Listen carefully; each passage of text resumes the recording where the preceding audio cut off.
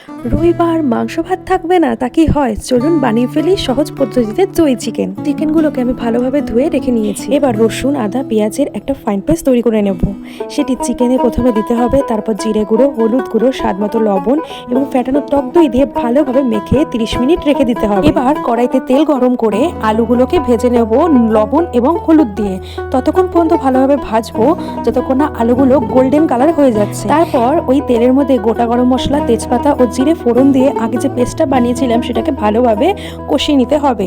কষিয়ে নেওয়া হয়ে গেলে তাতে হলুদ গুঁড়ো দিয়ে অল্প একটু নাড়িয়ে নিয়ে তাতে আবারও স্বাদ মতো লবণ দিয়ে ভালোভাবে নাড়িয়ে নেব।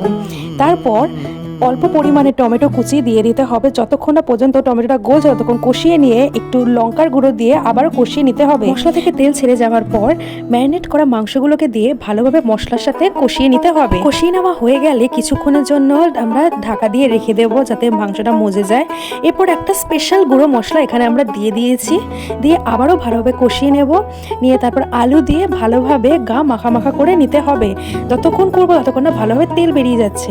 তেল বেরানোর পরে অল্প পরিমাণে গরম জল দিয়ে আবারও 5 মিনিটের জন্য ঢাকনা দিয়ে রেখে দিতে হবে। ঝোলটা যখনই ফুটে উঠবে তখনই অল্প একটু পরিমাণে গরম মশলা দিয়ে ভালোভাবে নাড়িয়ে নিলেই তৈরি হয়ে যাবে আমাদের দই চিকেন। রেসিপিটি ভালো লাগলে অবশ্যই লাইক কমেন্ট করবেন।